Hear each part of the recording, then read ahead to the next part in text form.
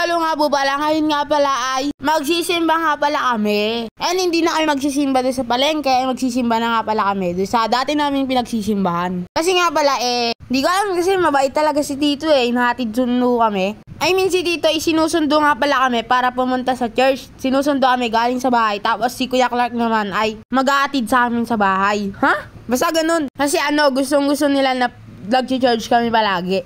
Tsaka nakita rin kasi nila yung post ko na okay lang pala kahit di magsimba. So yun, pinunta, sabi nila hindi daw kailangan dapat daw magsimba lagi, kada Sunday. Hindi naman ako makahindi.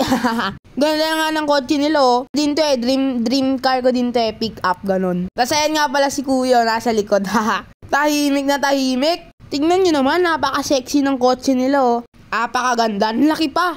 Promise. So yan, dito nga pala kami sa may Paranaque sa First Baptist Church of Tildira. Yun doon kami mag-church. Kasi doon talaga kami nag-church nila daddy. Pag nandito si daddy, diyan talaga kami nag-church.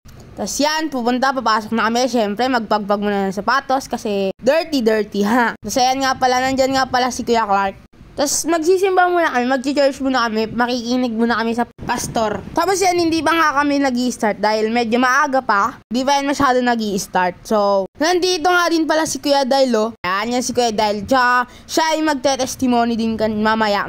Yan. So, ayan, mag-i-start na kami. Kanta-kanta muna ng pang Bible song, ganun. So, ayan na nga, nag-testimony yan. Pero andyan si Kuya Dyle. Mabait yan si Kuya Dyle kasi dati nga pala, online pala yan dati. Yung youth, basta may youth, online nag-zoom kami yon Zoom. Sila yung mga nagtuturo sa amin about words of Jesus, ganun. Words of God, sila yung nagturo. Tapos may mga commentary ng mga choir, ganun. Tsaka yan na nga pala, tinawag nga pala ako ni Kuya Clark para mag-usap kami, basta tungkol din kay God. At si Kuya na nga din pala, tinawag, pero iba naman, pastor naman.